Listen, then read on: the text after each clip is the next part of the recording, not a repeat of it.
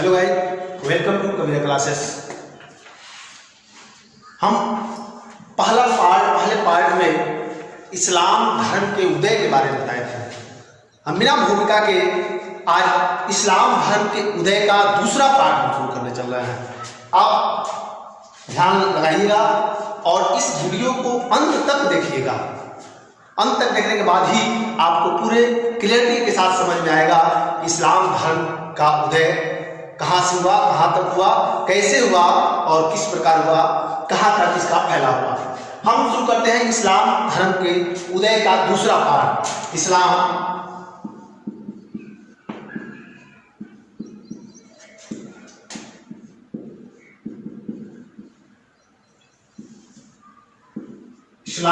धर्म का उदय पार्ट 2।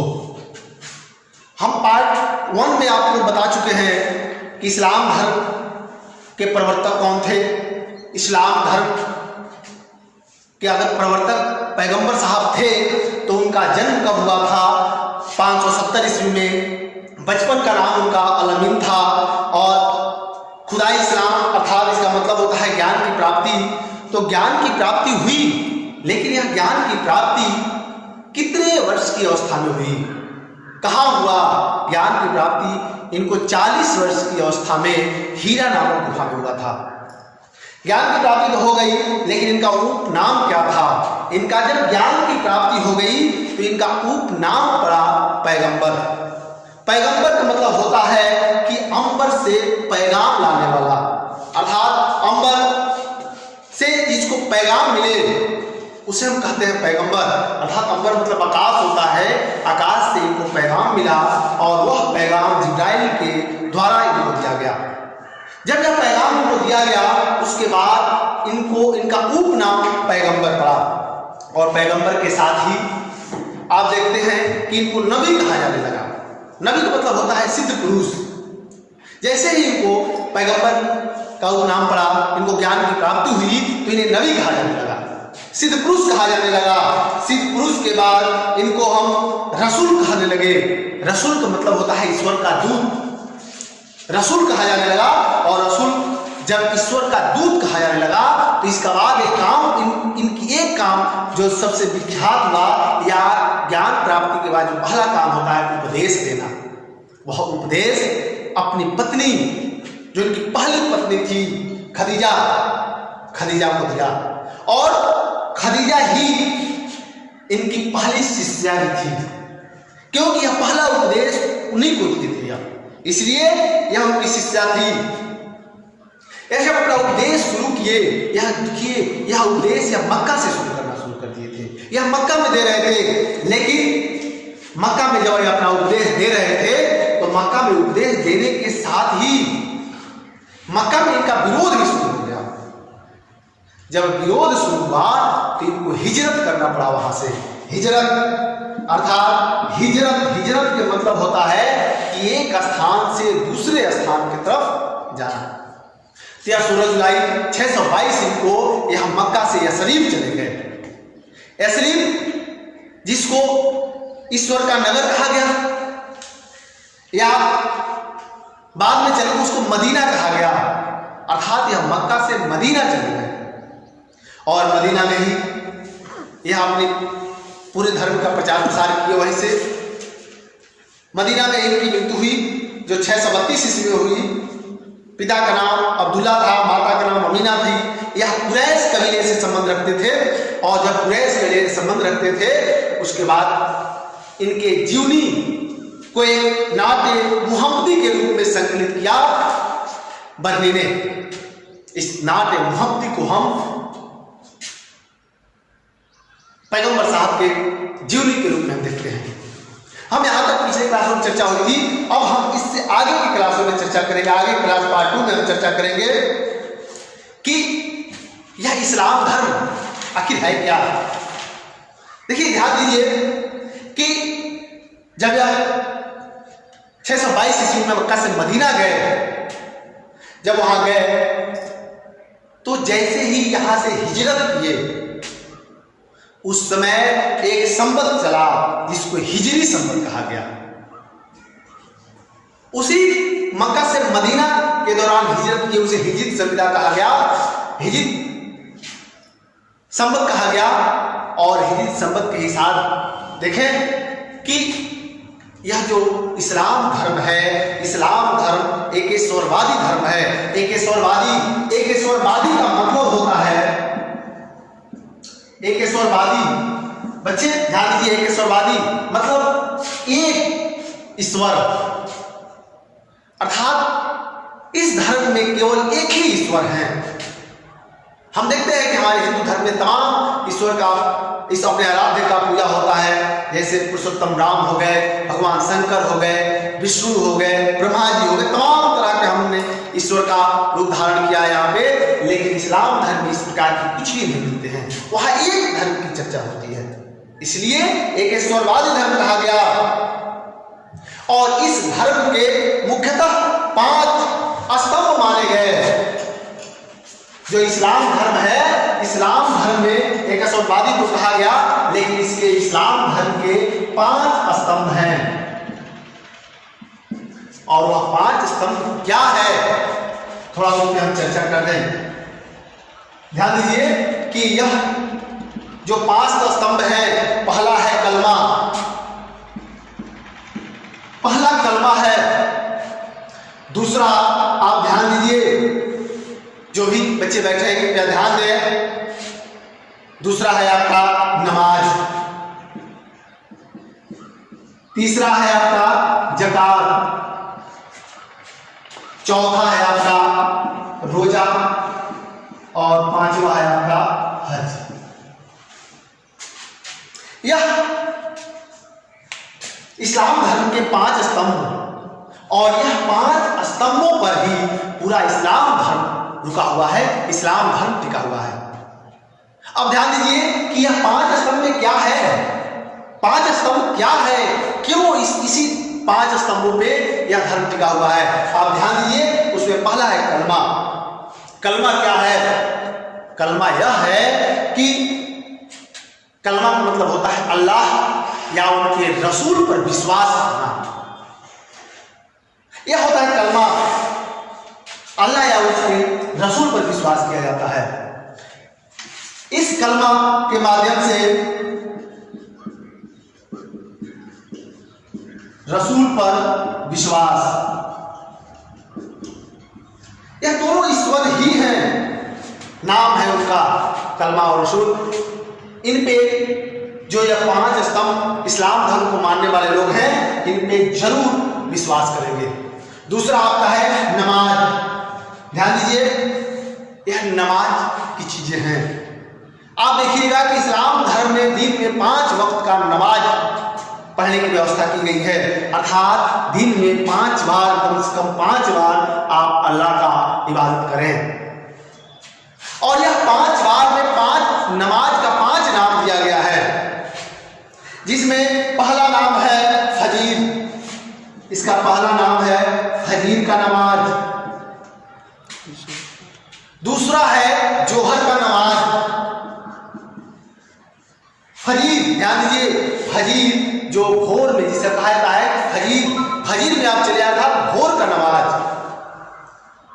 सुबह का नमाज।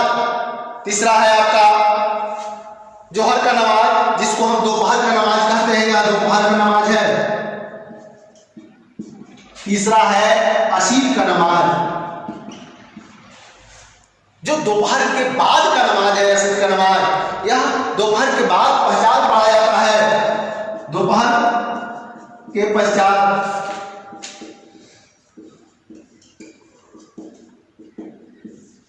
और जो चौथा नमाज है, यह मगरिब का नमाज है। यह चौथा मगरिब का नमाज है। और यह नमाज, आप मगरिब का नमाज जो है, यह शाम के समय पढ़ते हैं। कब पढ़ते हैं? शाम के समय। और एक और नमाज बच्चे आप बताएंगे कि जो लास्ट नमाज है, यह कौन सा नमाज है? लास्ट जो नमाज है, यह ईशा का नमाज है। और ईशा का नमाज यह रात में पढ़ा जाता है, अर्थात रात्रि के समय ही ईशा का नमाज पढ़ा जाता है। यह 5 नमाज देख लीजिए, यह 5 हो गया, फजीर, जोहर, असीर, मगरिब और इशा। यह 5 नमाज, यह पांचों नमाज दिन में 5 बार पढ़ा जाता है। इसीलिए आप देखिए नमाज यह इस्लाम धर्म का दूसरा स्तंभ। अब इस्लाम धर्म के हम तीसरे स्तंभ पे आते हैं। तीसरे स्तंभ को हम ज़कात कहते हैं।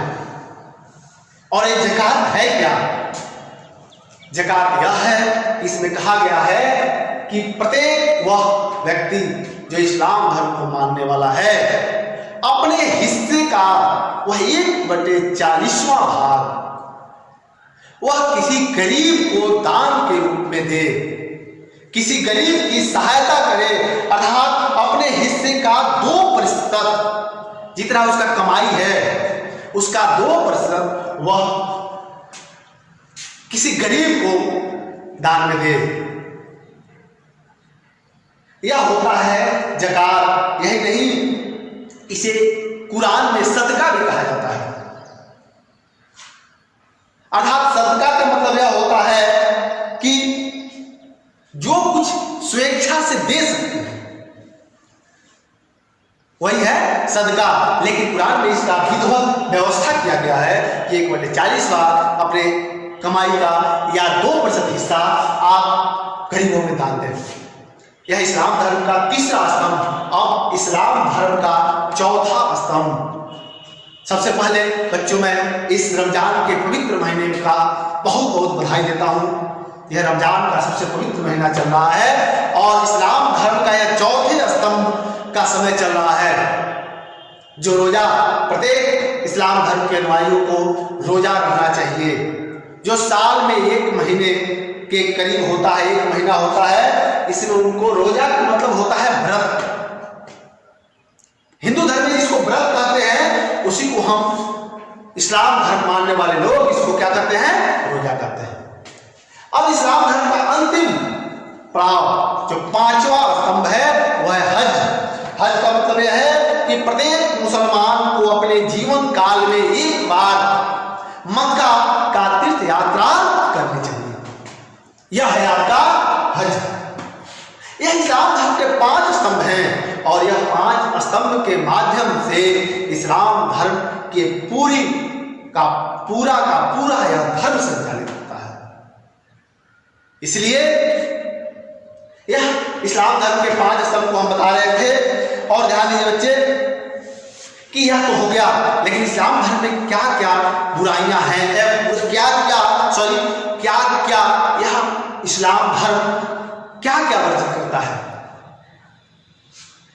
बुराइयां नहीं होगा। इस्लाम धर्म क्या क्या वर्जित करता है। इस्लाम धर्म में पहला देखिए, इस्लाम धर्म मूर्ति पूजा का विरोध करता है। मूर्ति पूजा के विरोध के साथ ही यह जात पात का भी विरोधी है।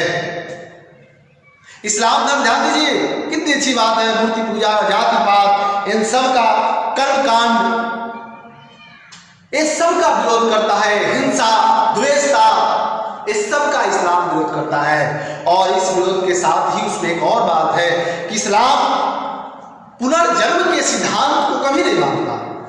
यह पुनर्जन्म पे विश्वास नहीं करता है।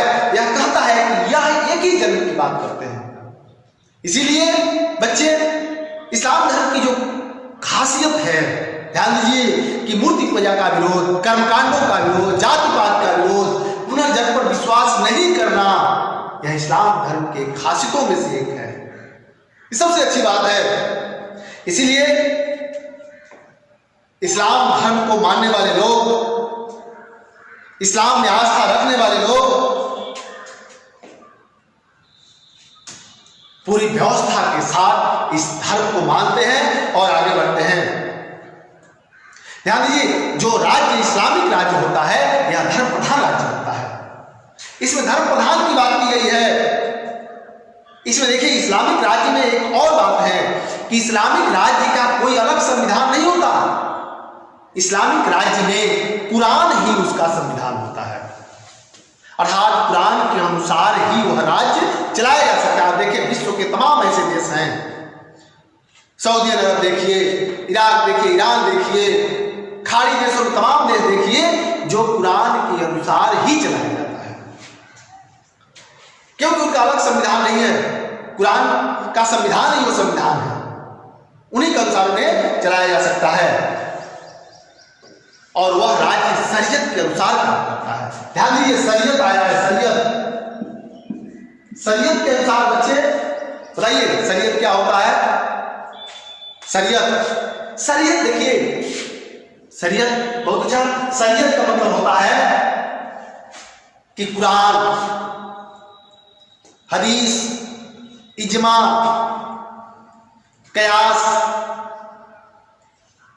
यह जो चार चीज होता है, कुरान, हदीस, इजमा, कयास, इनका जो समुच्चय होता है, समुच्चय मतलब यह चारों तरफ से घेरे रहते हैं, इस समुच्चय को ही हम शरीयत कहते हैं। अर्थात शरीयत का मतलब कि कुरान, हदीस, इजमा, कयास, इस सबको मिला के शरीयत का निर्माण होता है, वही शरीयत होता है। अब बच्चे बहुत छोटा समय लेंगे इसमें हम, कुरान, हदीस क्या है, इसमें जो शरीयत है, यानी ये शरीयत न्याय के स्रोत है, क्योंकि यह शरीयत का मतलब इसमें सभी चारों पार्ट आ गए हैं और यही न्याय के स्रोत है। इसीलिए यह व्यवस्थाएं दी गई है कुरान में कि शरीयत के अनुसार वो अपनी व्यवस्थाएं चला सकते हैं, शरीयत के अनुसार वो अपने शासन चला सकते हैं। यह इस्लाम धर्म के उदय का दूसरा पार्ट, और इस पार्ट के साथ ही इस्लाम धर्म का दूसरा पार्ट खत्म होता है। और हम फिर एक बार बच्चों से कहते हैं कि आपको वीडियो अच्छी लगी हो तो हमारे चैनल को सब्सक्राइब करें, लाइक करें, जिससे हम जो भी वीडियो अगर अपलोड कर रहे हैं वह तत्काल आपके पास पहुंच जाए। Thank you.